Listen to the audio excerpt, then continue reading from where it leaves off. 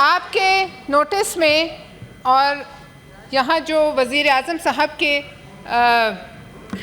ریپریزنٹیٹیوز بیٹھے ہیں کابینہ کے ممبران، اگر وہ بے خبر ہیں تو ان کے نوٹس میں لانے کے لیے میں ایک انسیڈنٹ بتانا چاہتی ہوں کہ سینٹ کی ایک قائمہ کمیٹی برائے کمیونیکیشن کا اجلاس ہو رہا تھا، اور میں نے اس ہاؤس میں آج سے کئی ماہ پہلے سوال جمع کرائے تھے جو میرا رائٹ ہے، میرا استحقاق ہے۔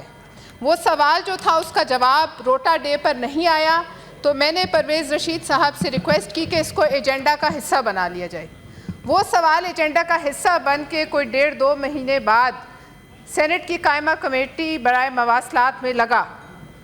ایک وزیر صاحب جن کو میری ذات میں بہت دلچسپی رکھتے ہیں، وہ مجھے ان کی ذات میں کوئی دلچسپی نہیں، لیکن ان کو میری ذات میں دلچسپی ہے، جس کا اظہار انہوں نے پاکستان کے تمام میڈیا کے سامنے اس سینٹ کی قائمہ کمیٹی کے اجلاس میں کیا، اور میرے سوال پوچھنے پر جو ہر سینیٹر کا حق ہے، انہوں نے جو گندی زبان استعمال کی پورے پاکستان نے دیکھی۔ جناب چیئرمین صاحب، یہ جو گٹھ جوڑ میڈیا مالکان، یہ گٹھ جوڑ پراپرٹی ڈیلروں کا، پھر کابینہ کا، جب یہ سب اکٹھے ہوتے ہیں تو یہ بدمست ہاتھی بنتے ہیں، ابراہا کے بدمست ہاتھی، اور یہ سب کو روکتے ہیں۔ جناب چیئرمین، میری ذات میں انہوں نے کہا کہ یہ فلور آپ کے پاس ہے، آپ بات کریں۔ میں یہ کہنا چاہتی ہوں سر، آپ اس ہاؤس کے کسٹوڈین ہیں، میری ذات کی یہ بے عزتی نہیں ہے۔ میں نے NHA کی ایک 2 ارب روپے سے بننے والی سڑک پہ سوال کیا، تو میرا رائٹ ہے، میں کروں گی، کل کروں گی، پرسوں کروں گی، روز کروں گی، لیکن بدمست ہاتھی طاقت میں کابینہ کا جو یہاں سجا لیتے ہیں بیچ، پھر وہ سمجھتے ہیں کہ وہ سب پر چڑھ دوڑیں گے، کیوں؟ سر میں آپ سے سوال کرتی ہوں، آپ ہمارے کسٹوڈین ہیں، ہماری عزتیں آپ کے ہاتھ ہیں۔ یہ میری ذات کا سوال نہیں ہے، یہ اس کرسی کا سوال ہے جس پہ میں بیٹھی ہوں۔ کیا عزت ہے ایک سینیٹر کی اگر وہ سوال نہیں کر سکتا؟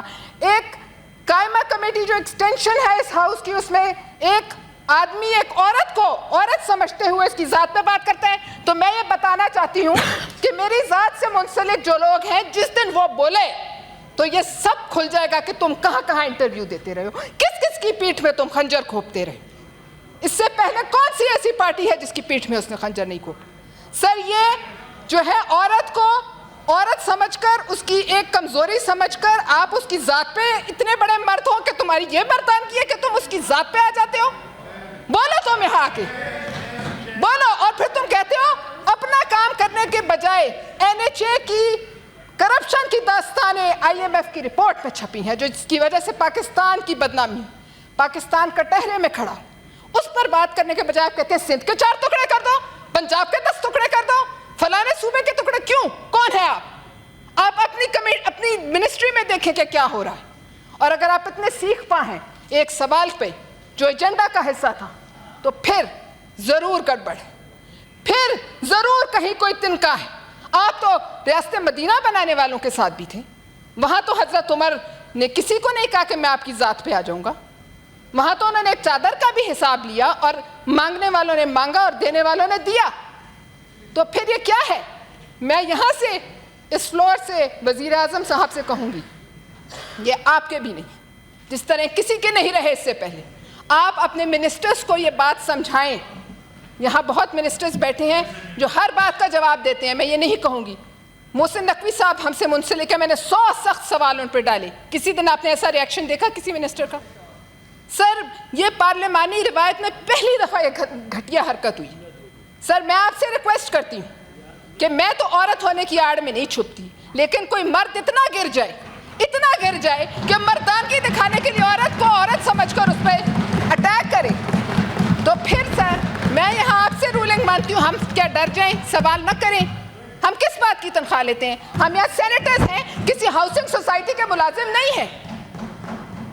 انہیں جو بھی میری ذات سے جو انٹرسٹ ہے، ان کو میری ذات میں دلچسپی ہے، آئیں پوچھیں، اور پھر تیار رہیں، آگے سے جواب کے لیے بھی تیار رہیں۔ سر میں آپ کو ایک ریکویسٹ کرتی ہوں کہ آپ سر اس پر رولنگ دیجئے، اس پر رولنگ دیجئے کہ کوئی ابراہا کا بدمست ہاتھی، اس ہاؤس میں بیٹھے ہر شخص کی ایک برابر عزت ہے، اس ممبر آف پارلیمنٹ چاہے وہ منسٹر بن جائے تو وہ کوئی خدا نہیں بن جاتا۔ سر ہم اس ہاؤس کے ملازم ہیں، ہم حکومت پاکستان سے تنخواہ لیتے ہیں، ہم یہاں بیٹھتے ہیں اس لیے کہ ہم یہاں کام کریں جس کے لیے ہمیں بھیجا گیا، ہمیں کسی بھی سیٹ کے ہاؤسنگ سوسائٹی کے ملازم نہیں ہیں۔ السلام علیکم ناظرین، میں ہوں سجاد۔ ناظرین، گزشتہ 2 ہفتے قبل وفاقی وزیر علیم خان اور پیپلز پارٹی کے سینیٹر شہری رحمان کے درمیان سینٹ کی قائمہ کمیٹی کے اجلاس میں جو تلخ کلامی ہوئی، اس کی گونج آج سینٹ کے اجلاس میں بھی ہوئی، اور سینٹ کے اجلاس میں خطاب کرتے ہوئے پلوشہ خان نے یہ بتایا کہ علیم خان کتنا کرپٹ آدمی ہے، اس کی کیا کیا کرپشن ہے، اور کس طرح وہ کرپٹ لوگوں کی سرپرستی کرتا ہے۔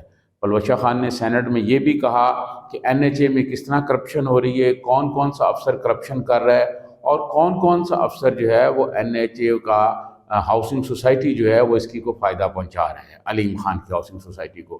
پلوشہ خان آج بہت جذباتی تھی، انہوں نے بہت جذباتی باتیں کی۔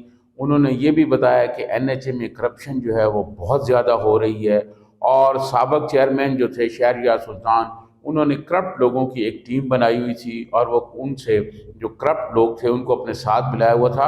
اور پلوشہ خان نے کہا کہ ان کرپٹ لوگوں کو شہریار سلطان نے اور علیم خان نے ایسے رکھا ہوا تھا جیسے مرغی اپنے بچوں کو پروں کے نیچے رکھتی ہے، اس طرح وہ کرپشن کر رہے تھے، ان کو فری ہینڈ دیا ہوا تھا۔ اتنی تباہ کن انہوں نے کرپشن کی ہے کہ جس کی کوئی مثال نہیں۔ پلوشہ خان نے سینٹ میں ایک ڈپٹی ڈائریکٹر خاتون کا ذکر کیا جو لاہور میں تعینات ہے، اور وہ ایک طویل انہوں نے اس کی کرپشن بتائی۔ ان کی کرپشن کے بارے میں آئندہ بھی اگلاگ میں کروں گا کہ ان کی کرپشن کے بارے میں کیا کچھ انہوں نے بتایا، اور انہوں نے ایسے اس کا کرپشن بتایا، اور ان کی شخصیت اس خاتون کے بارے میں بتایا کہ وہ کتنی بااثر خاتون ہے، اور اس کے بارے میں ٹھیکیداروں نے جو کچھ لکھ کے بھیجا ہے پلوشہ خان کو، وہ بھی انہوں نے کچھ حصہ بتایا ہے، کچھ انہوں نے کہا کہ میں اگلے دنوں میں بتاؤں گی۔